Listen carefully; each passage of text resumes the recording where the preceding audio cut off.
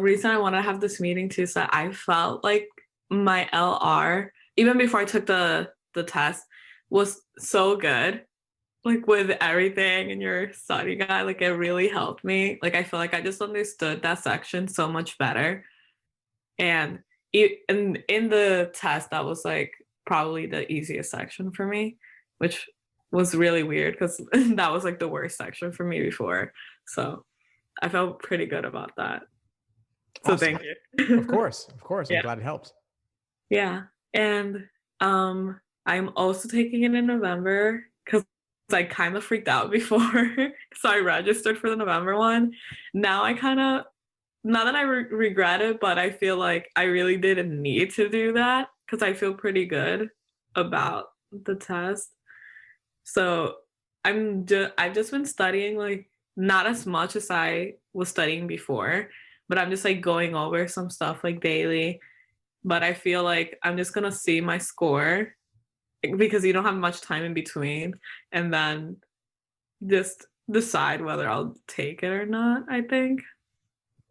That seems reasonable enough. The only thing is that you want to make sure you're staying fresh on the LSAT between now and the November LSAT. You don't want to do nothing for 2 to 3 weeks or more and then Yeah. walk into November feeling rusty. So I would do at least one exam a week and review it in Mhm. depth at a minimum. But you don't need to Okay. do as much as you were doing before because you already have the foundation.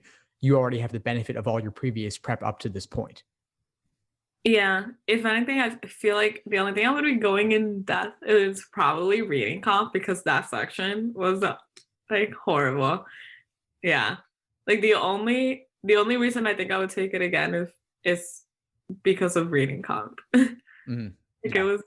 it was really bad. I mean, I'm sure you've gotten all of it. Like people have said it, but yeah, that was I did not like that at all.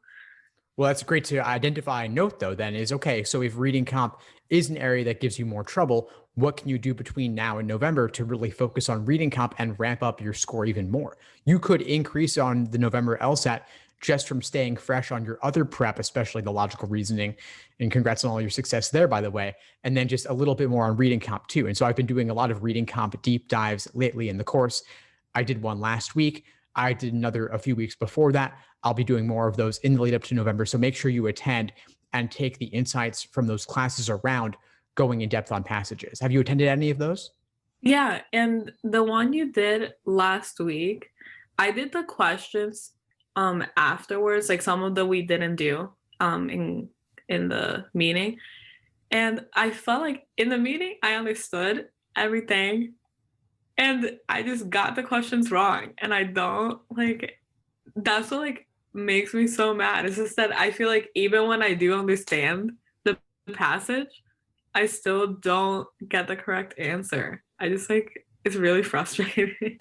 Yeah, it is really frustrating. That's part of why the review process is so important. The Socratic review method I'm always talking about. So when you get something wrong or you have difficulty with something, figuring out exactly where the disconnect was between the passage and the questions, or in the answer choices too, of course. And so come to the student study groups where everyone's going over those questions in depth. A lot of folks do continue what we're doing in class in the study group. And so that's a great place to work through the related passage questions, whatever we don't have time for in class, and figure out what gave you trouble. Was it something in the passage like confusing wording, or was it trouble finding the related lines in the passage? Or was it tempting wrong answers in the choices or unappealing right answers? This takes time, but it's worth it. And that could be what you need to unlock it, your score, and bring it to the next level on a November retake. Okay. Yeah. But yeah, besides that, oh my god. Besides that, all I've been working on really is just like admission stuff. So I feel pretty good. Good, good. Any particular challenges you're facing on the admission side? I guess my personal statement, I originally like I've been writing something and then now I just don't like it and I like want to completely change it, but I have like no clue. Just because I don't know, like I feel like it's getting a little too like informational. Like it doesn't feel like I'm like saying this is why you need me. I feel like I'm just stating facts. So it's very matter of fact. There's not really that personal element. Are you saying the personal is kind of missing? I guess there is a little bit of personal, but not that much, I guess. Like I'm doing based on like immigration and stuff. I moved here when I was younger, but like my process was really, really easy. And then I've been working in nonprofits with immigrants and refugees, and like their stories are completely different from mine.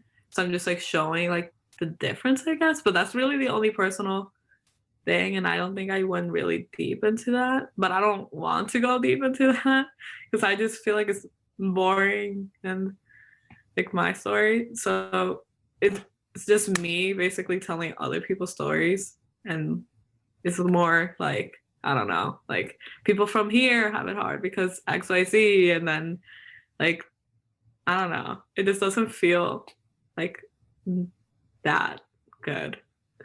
I hear it. Well, if you find it boring, others may or may not find it boring. It's hard to say without having looked at it, but I would say submit it and we'll cover it in a future application essay workshop.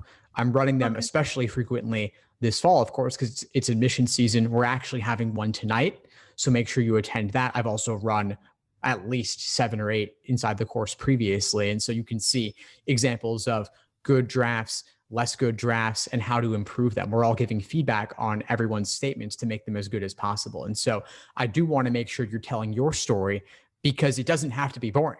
It might seem boring to you because it's you, and so it's not exciting because you already know yourself well, but others may find it interesting. And then secondly, we can find ways to take your story and tell it in the most compelling way possible. Okay.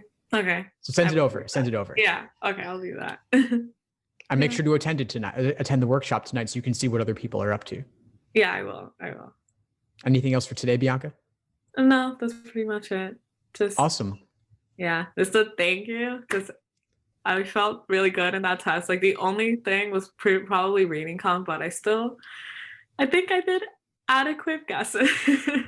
I think. Cool. Well, let me know when you get your October results back. And then of course, I'll be happy to do whatever I can to help you gear up for November. Okay. Thank you. Of course. I'll see you in class soon. Thanks for tuning into the show. Please subscribe if you haven't done so already to be notified of new episodes as I release them. And feel free to reach out if you need anything at all as you move forward with your prep. I'm happy to help however I can. In the meantime, I'll wish you all the best and take care.